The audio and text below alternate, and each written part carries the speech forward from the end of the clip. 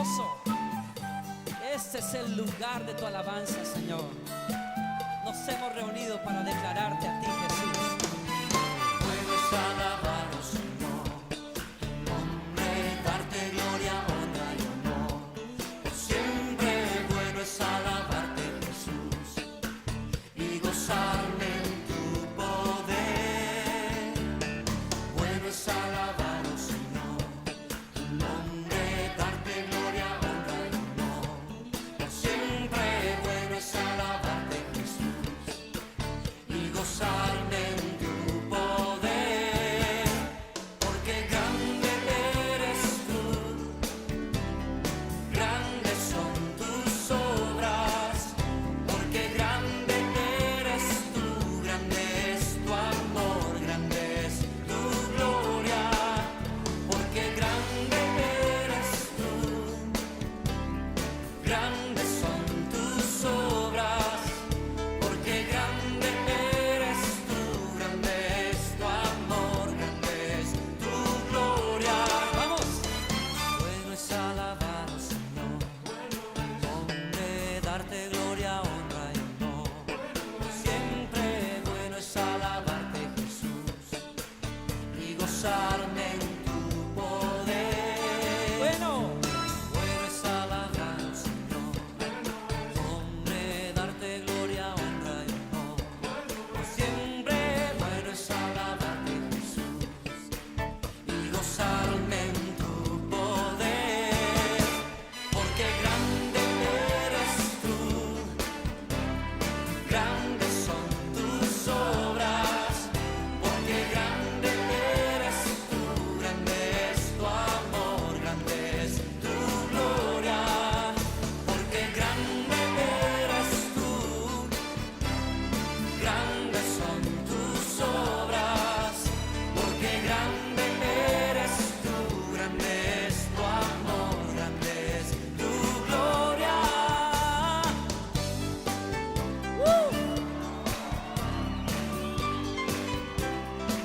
Te alabaré. Oh sí, Señor, me gozaré en ti.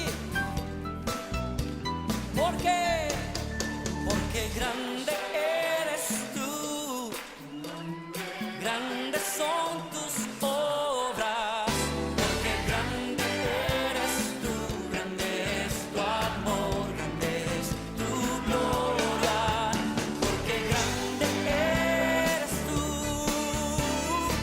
grandes son tus obras, grande eres tú, grande es tu amor, grande es tu gloria, porque grande eres tú, grandes son tus obras, grande eres tú, grande es tu amor, grande es tu gloria, grande eres tú, grandes son tus obras, eres tú, grande es tu amor, grande es tu gloria. Bueno es alabarte, Señor. Aleluya.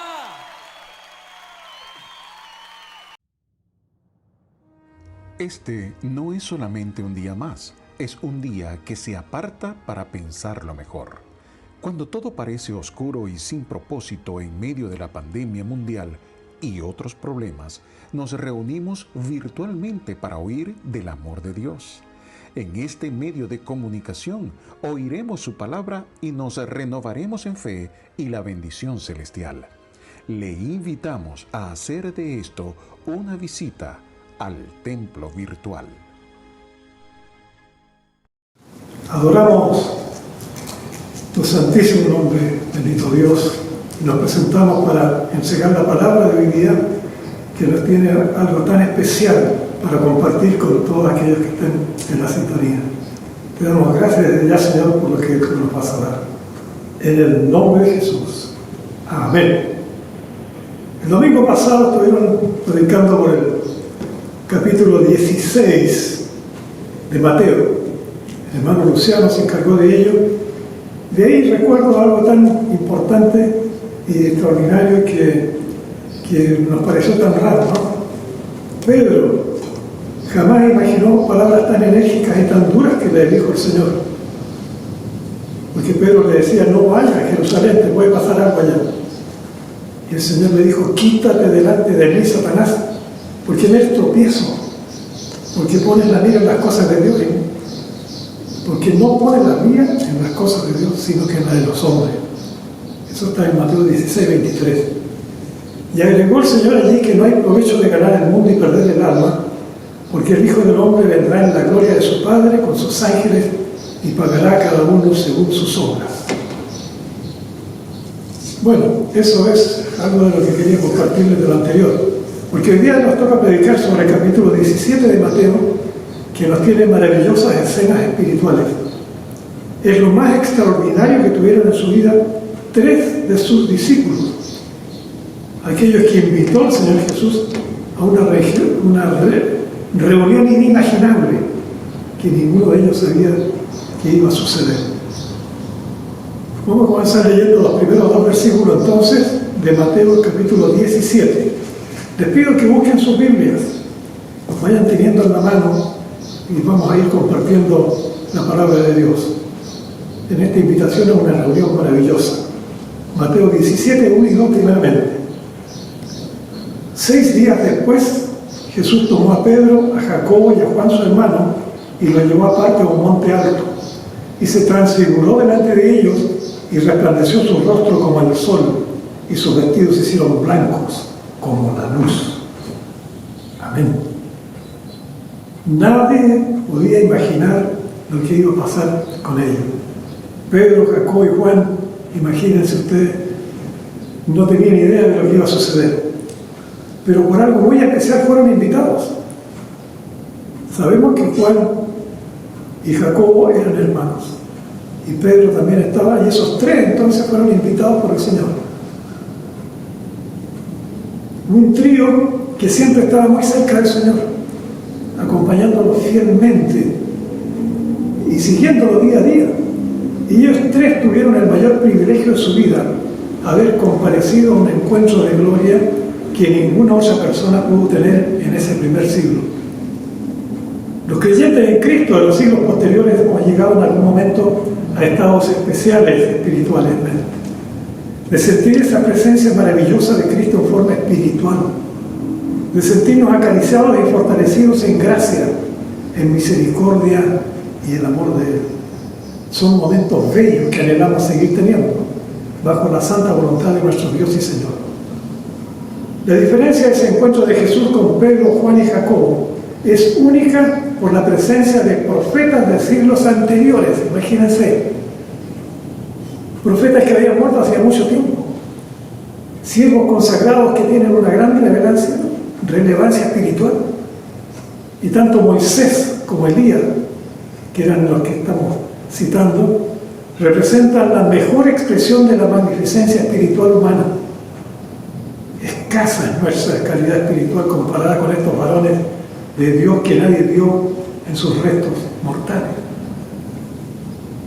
Nadie lo llevó a un cementerio. Moisés fue citado por Dios a dirigirse al desierto solo y llevado sin testigos al lugar eterno.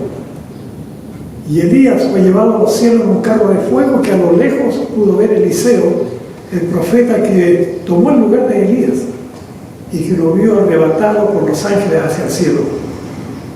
Ninguno de ellos fue un cadáver velado y llevado al cementerio. El Señor Jesús quiso convocarlos para que sus amados discípulos experimentaran esa grandiosa reunión espiritual. El valor del alma humana que nos da el Señor es mayor a todo lo que podemos lograr en la vida física. Jesús les dijo a sus discípulos que no seremos recompensados en la tierra por las obras que podamos hacer al obedecer los planes divinos, pero que hay una victoria que no se va a apagar nunca, porque el alma es eterna en los hijos y en las hijas de Dios. El Señor no le enseñó a huir de los males del mundo, no le dijo que evitaran el dolor. Lo que les recomendó fue prepararse para tomar su cruz a cuestas, como lo iba a hacer Él, como lo iba a hacer Jesús. y que el sufrimiento y la persecución serían azotes y muerte, y para eso resignándose, para salvar almas. Es la realidad que asumieron los apóstoles y hermanos en la fe que se han sacrificado en el pasado, y igual reciben tribulación en este tiempo, siervos y hermanos en lugares inhóspitos donde le dan premio a los que eliminan cristianos. ¿De qué aprovecha el hombre si ganara todo el mundo y perdiera su alma? Todo este mundo es transitorio. Son palabras del Señor Jesús. Y esas palabras de Jesús deben haber desconcertado a sus discípulos. El punto de vista del hombre y la mujer es vivir de manera agradable, conveniente y pensando que Dios los castiga si sufren perjuicios y llantos en su camino. Una vez más, hay que recordar la fortaleza de Job, que sufrió lo indecible y que aún así mantuvo su fidelidad, sometiendo sus aflicciones a la santa voluntad de su Señor. 6 días después de lo conversado tan negativamente respecto a su pronto sacrificio y muerte de cruz, escuchando a Pedro que le rogó impedir lo que le iba a suceder y morir, el Señor llevó consigo a Pedro, Jacobo y Juan a un monte alto. La tradición señala que llegaron al monte Tabor de Galilea, conocido como montaña sagrada. Para el rey Salomón, eso había sido un lugar estratégico que estaba en caminos de mucho comercio. Otros creen que era el monte Hermón, mucho más alto, llamado también monte sagrado, y que está muy cercano a Siria. Y en el inicio de la reunión entonces, el Señor Jesús se transfiguró ante ellos. El resplandor de su gloria era como el sol radiante en su rostro, y sus vestiduras adquirieron una luminosidad que hacía del color blanco un brillo celestial. ¿Cómo habrán reaccionado los discípulos? Yo creo que han caído de rodillas adorando al Señor. Un temor a la santidad imposible de igualar humanamente tiene que habernos mostrado. Faltan palabras para expresar la sublime y poderosa imagen espiritual que fue esa presencia celestial. Vamos a seguir ahora con los versículos 3 al 8 de Mateo 17, como ustedes ya saben. Moisés y Elías se manifiestan entre ellos. Y aquí le aparecieron Moisés y Elías hablando con él. Entonces Pedro dijo a Jesús: Señor, bueno es para nosotros que estemos aquí. Si quieres, hagamos aquí 3 enramadas, una para ti, otra para Moisés y otra para Elías. Y mientras él aún hablaba, una nube de luz los cubrió, y aquí una voz desde la nube que decía: Este es mi Hijo amado en quien tengo complacencia, a él oíd. Al oír esto, los discípulos se postraron sobre sus rostros y tuvieron gran temor. Entonces Jesús se acercó y los tocó y dijo: Levantaos y no temáis. Y alzando ellos los ojos, a nadie vieron sino a Jesús solo. Amén. La llegada de los insignes profetas Moisés y Elías asombró sus ojos y espíritu verlo hablando con el Señor Jesús. Moisés había muerto 1400 años antes en el desierto, antes de llegar a la tierra prometida. Y habían pasado 900 años que Elías había ascendido a los cielos en un torbellino en el carro de fuego que Dios le entregó. Una visión indeleble que tuvieron seguramente para que los discípulos entendieran lo que es la garantía de la resurrección de todos los hijos e hijas de Dios, que no existe la desaparición del alma, porque vamos al reino eterno, al Señor. Y los que no creen en Dios y son pecadores sin perdón, lamentablemente sufrirán tristeza, sufrimiento por la eternidad. Esto se confirma en palabras de Pedro y de Pablo, en las cartas que dirigieron a las iglesias. Segunda de Pedro 1:16 dice: porque no os hemos dado a conocer el poder y la venida de nuestro Señor Jesucristo siguiendo fábulas artificiosas, sino como habiendo visto con nuestros propios ojos su majestad. Pues cuando Él recibió de Dios honra y gloria, una voz que decía: Este es mi Hijo amado, en el cual tengo complacencia. Y Pedro sigue diciendo: Y nosotros oímos esta voz enviada del cielo cuando estábamos con él en el Monte Santo. Pedro escribió lo que vio en el monte con el Señor. Y Juan también estuvo allí.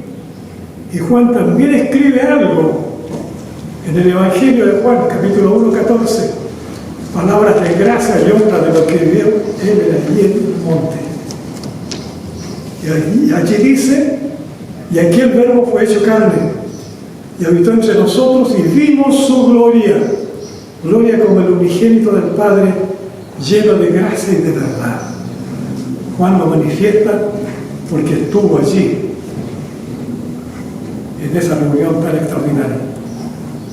Yo creo que esto fue tan grande para ellos que se produjo un desequilibrio mental que Pedro materializó, proponiendo algo que fue absurdo, aunque él quiso hacerlo como bien. Señor, es bueno que para nosotros hagamos algo aquí, una enramada, 3 enramadas, una para ti, para Moisés y para que Elías descanse. Y Pedro no terminó de hablar. Una nube los cubrió a todos y desde la nube se oyó la voz del Dios Todopoderoso diciendo: este es mi Hijo amado, en quien tengo complacencia, a él oír. Jesús se acercó a ellos con su bondad y cariño que él tiene para sus discípulos. Eso nos incluye a nosotros también. Los tocó, los hizo levantar diciéndoles que no tuvieran miedo. Alzaron sus ojos y ya no estaban Moisés ni Elías. Solamente Jesús estaba con ellos. Después de todo les quedaba lo principal. Estaban con el Señor. Es lo que nosotros también tenemos. A Jesús en nuestra vida. A Jesús nuestro Maestro y Señor. El que nos consuela, el que nos guía por los caminos que andamos cada día. Gracias, amado Señor. Vamos a seguir leyendo. Mateo 17, 9 al 13. El profeta Elías y Juan el Bautista. Dice allí: cuando descendieron del monte, Jesús les mandó diciendo: no digáis a nadie la visión hasta que el Hijo del Hombre resucite de los muertos. Entonces sus discípulos le preguntaron diciendo: ¿por qué pues dicen los escribas que es necesario que Elías venga primero? Respondiendo Jesús les dijo: a la verdad, Elías viene primero y restaurará todas las cosas. Mas os digo que Elías ya vino y no le conocieron, sino que hicieron con él todo lo que quisieron. Así también el Hijo del Hombre padecerá de ellos. Entonces los discípulos comprendieron que les había hablado de Juan el Bautista. No sé si entendemos bien por qué Jesús pidió esto a sus compañeros de la reunión en el monte, cuando les dijo: no le cuenten a nadie de esta visión que han tenido. Cuando yo sea muerto en la cruz y resucite a los muertos, ahí sí podrán compartirlo. Se me ocurre que no quiso mayores comentarios de la gente que no tenía fe, ni la calidad espiritual para creer lo que habían visto los 3 discípulos. Recuerden a Tomás, que poco después, cuando le dijeron que Jesús había resucitado en la tumba donde pusieron su cadáver, él no creyó. Tomás no creyó. Alegó que no creería sin ver al Señor y que incluso tenía que poner sus manos en las heridas de Jesús. Los discípulos tenían muchas preguntas nuevas para solicitarle al Señor, recordando palabras de los escribas que aseguraban que antes de la llegada del Mesías esperado por Israel tenía que venir el profeta Elías. Bueno, ellos habían visto visión de Moisés y Elías como personas en el monte, y los escribas mencionaban que la palabra de Dios anunciaba que antes de la llegada del Mesías vendría a Israel el profeta Elías. ¿Por qué es necesario que venga Elías? Fue la pregunta de los apóstoles a Jesús. Y la respuesta del Señor fue muy clara. Elías ya estuvo aquí. Juan el Bautista era Elías. Ellos hicieron lo que quisieron con él. De la misma manera, mostrándose a sí mismo como Hijo del Hombre, Jesús dijo que padecería de quienes también le iban a quitar la vida. Y fue una directa alusión a la maldad de los fariseos, de los saduceos, de los escribas, que no lo aceptaban como el Mesías. Mucha gente del pueblo oía y seguía a Jesús. Todas las obras de sanación y grandes señales del poder celestial que hacía Él eran admiradas y agradecidas por la gente. Y eso no le gustaba a los religiosos, que se sentían provocados y mal vistos por los seguidores de Jesús. Ya Herodes había ejecutado a Juan el Bautista. Elías ya había estado en Jerusalén representado por Juan el Bautista. Elías dando la señal del Mesías en Israel. Y Jesús es el Mesías, el que esperaban ansiosamente los israelitas, incluyendo los mismos religiosos que no lo entendieron y que lo mataron. Vamos a ver los versículos 14 al 21, solo con oración y ayuno. Cuando llegaron al gentío, vino a él un hombre que se arrodilló delante de él diciendo: Señor, ten misericordia de mi hijo, que es lunático y padece muchísimo, porque muchas veces cae en el fuego y muchas en el agua. Y lo he traído a tus discípulos, pero no le han podido sanar. Respondiendo Jesús dijo: Oh generación incrédula y perversa, ¿hasta cuándo he de estar con vosotros? ¿Hasta cuándo os he de soportar? Traédmelo acá. Y reprendió Jesús al demonio, el cual salió del muchacho y éste quedó sano desde aquella hora. Viniendo entonces los discípulos a Jesús aparte, dijeron: ¿por qué nosotros no pudimos echarlo fuera? Jesús les dijo: por vuestra poca fe, porque de cierto os digo que si tuvierais fe como un grano de mostaza, diréis a este monte: pasa desde aquí a allá y se pasará, y nada os será imposible. Pero este género no sale sino con oración y ayuno. Amén. Después de este hecho tan importante y maravilloso, Jesús y sus compañeros se aproximaron a un grupo de gente que seguramente quería pedir por sus necesidades. Antes que otros lo interpelaran, se acercó un hombre que se arrodilló ante él, rogando por uno de sus hijos que era lunático. Se consideraba que la luna tenía cierta influencia en la persona mentalmente inestable.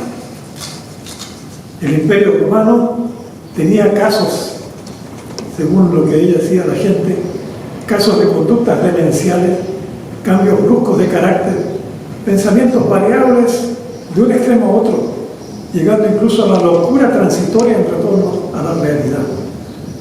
Se pensaba que la luna llena era la de mayor cuidado, y un lunático puede ser un loco, un maniático, un desequilibrado, inestable, perturbado, demente, etc.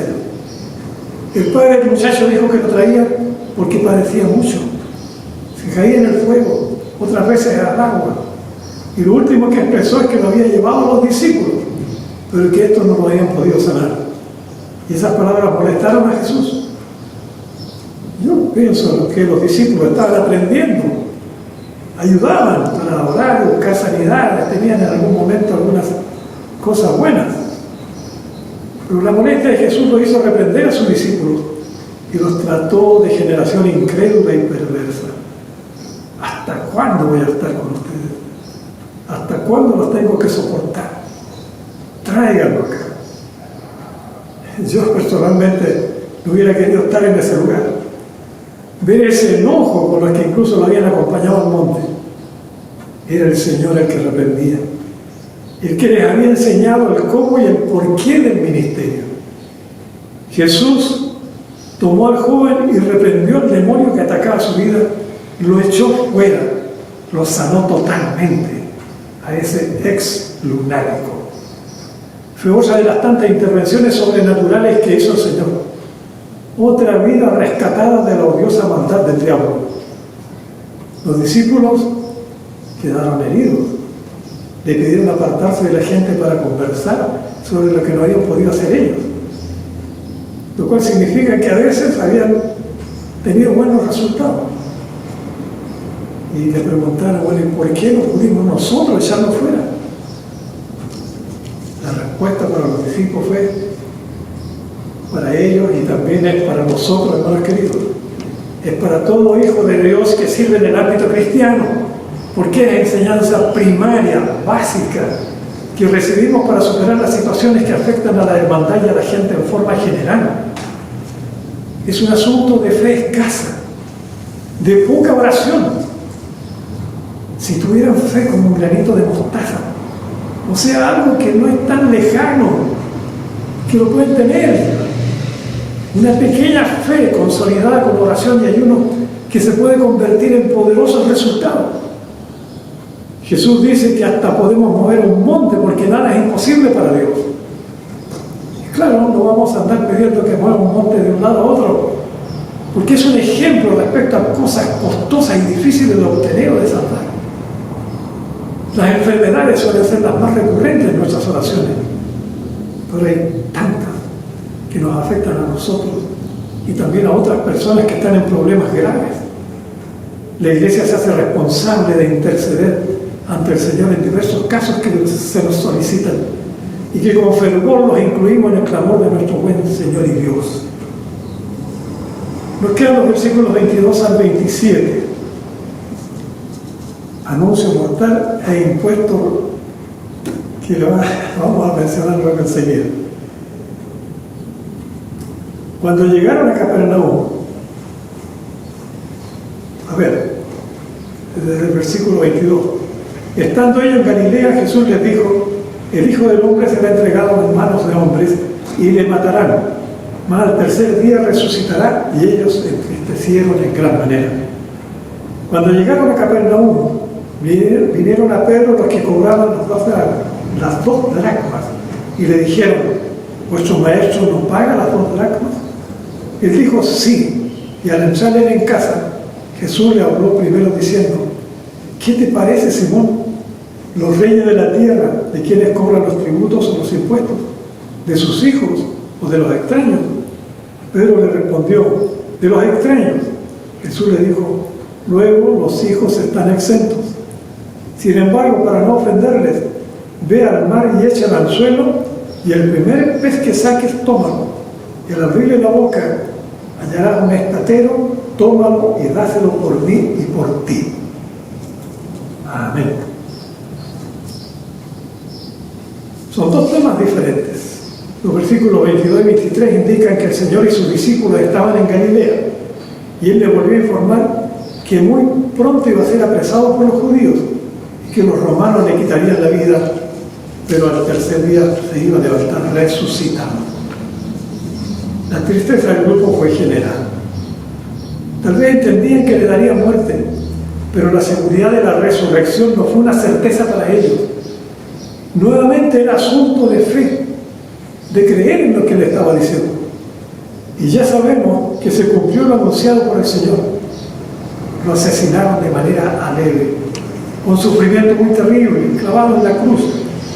Pero para gloria de Dios, se cumplió también su resurrección al tercer día. El último tramo de este mensaje comienza con la visita de los recaudadores de impuestos del Imperio Romano. Pero estaban allí también los que estaban cobrando las dracmas. Eran 2 dracmas. Consultaron si el maestro pagaría el tributo.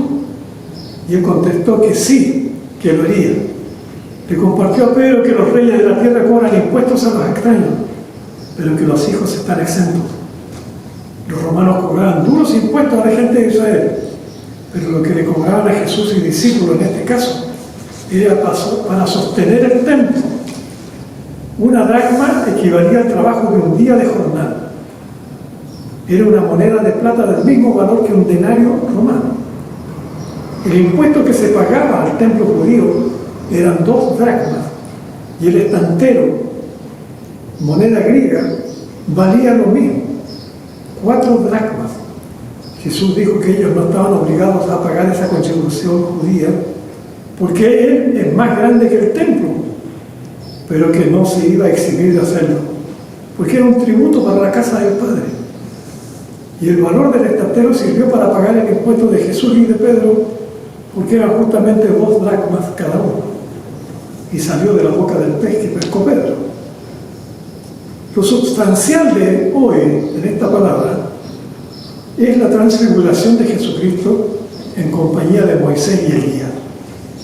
Y para su futuro, le ruego que tenga presente la maravillosa presencia de Dios con usted.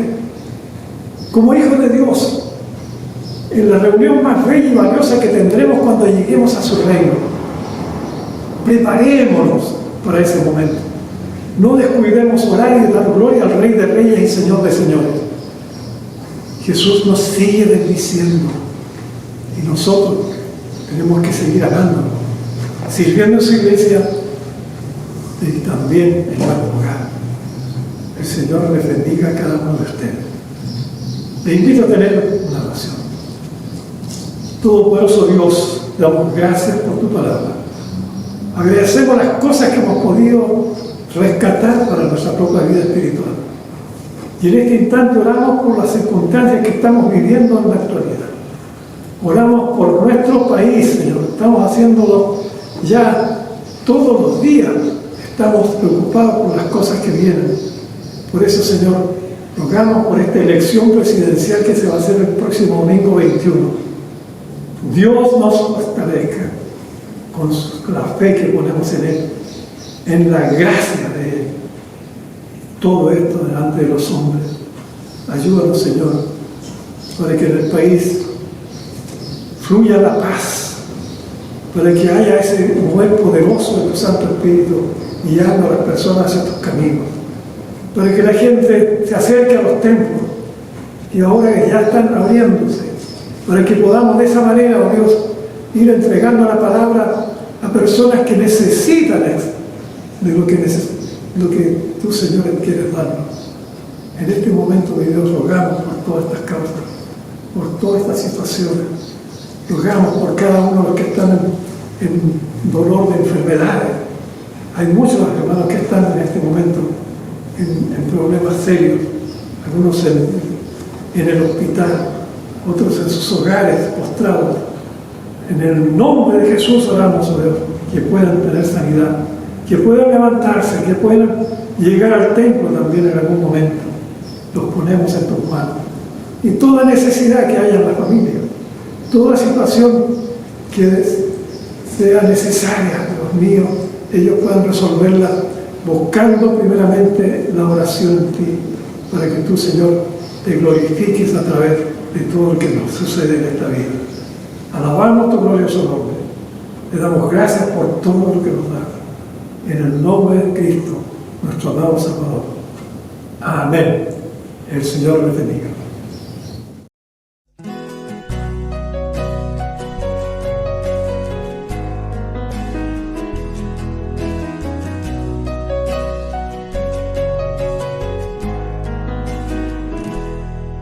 Con mi voz clamaré a Dios y Él me escuchará. Al Señor que busqué en mi angustia y mi soledad, y de día y noche meditará mi corazón en sus bondades, porque en sus caminos hay santidad. ¿Quién es tan grande como nuestro Creador? Él es Dios que hace maravillas, con su brazo me redime hoy, pues con mi voz clamé y hoy conmigo está.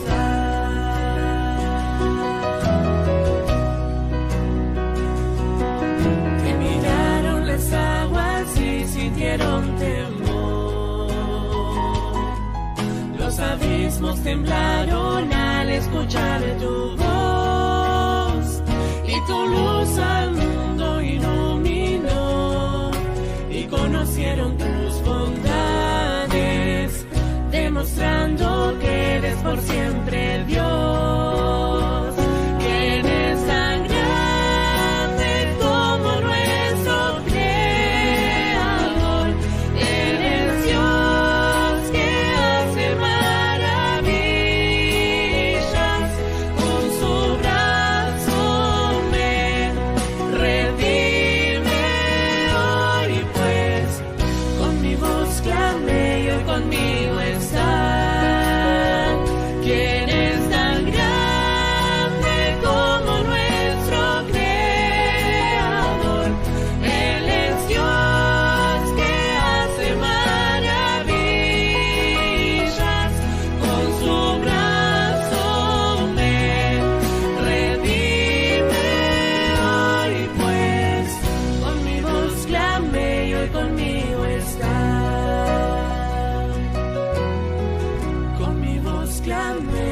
conmigo